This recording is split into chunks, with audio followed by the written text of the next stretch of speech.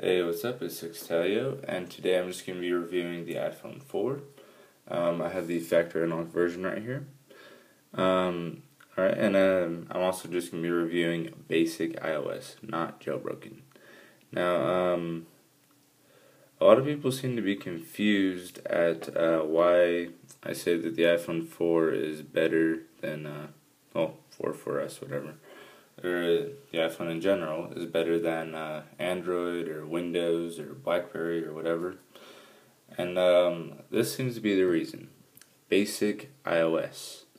Now what I mean by that is, while it's a very clean display, which is the only thing that Android doesn't have, on basic iOS. Basic iOS is just that. This is all you get. You got your recording option, your LED usage with the iPhone 4, and blah blah blah. You have basic texting, MMS, your basic calling, and you have access to buy any app from the App Store. Ooh, yeah, or iTunes too, or Newsstand. You can buy whatever from those. Well, that's makes for a pretty shitty phone, and they also made it even more shitty by taking the music and the videos app and separating them. Now, I paid $680 for this phone. Why? Well, just because of the options that are available.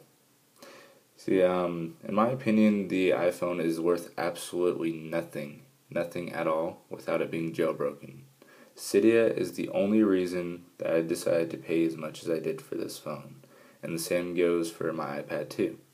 I paid $589, which is no tax on base, and the only reason is because Cydia was available for it.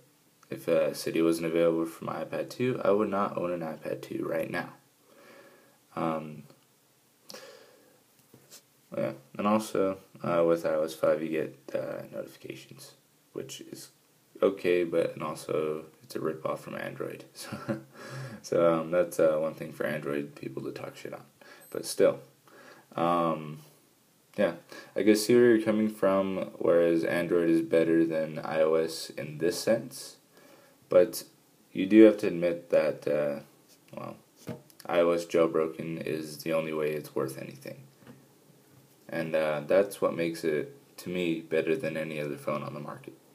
And that is why it is worth $680 after taxes to me. It's this is just a 16 gig model, and yes, that's another thing for you to talk shit on, is it's 16 gigs. It's on 501. Yeah, goddammit. And on iOS 5.0.1, you only get to use 13.7 gigs out of the 16 gigs out of the box.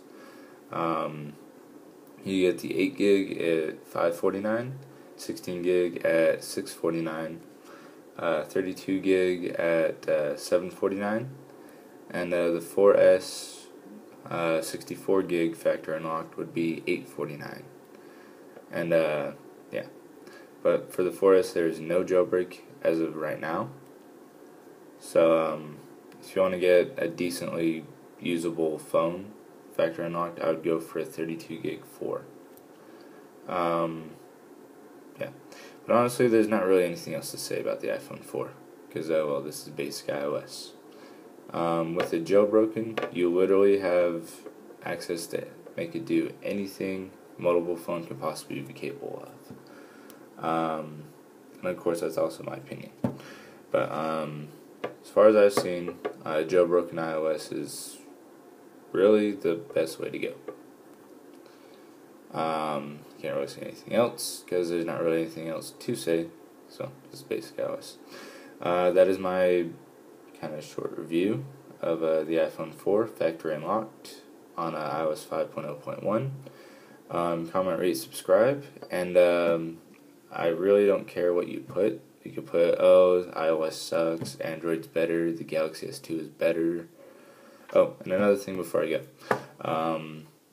Just because you paid a penny for your Galaxy S2 doesn't make it the best phone in the world.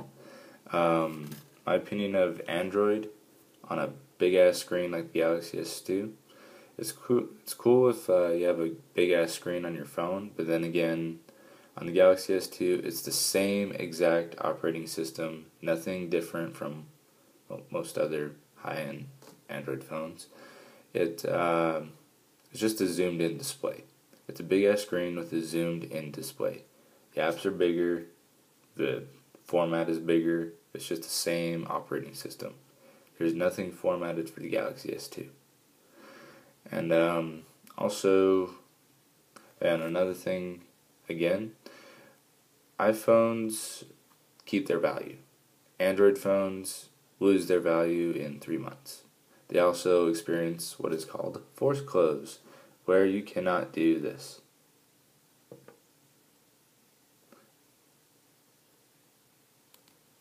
What force close is you tap on an app,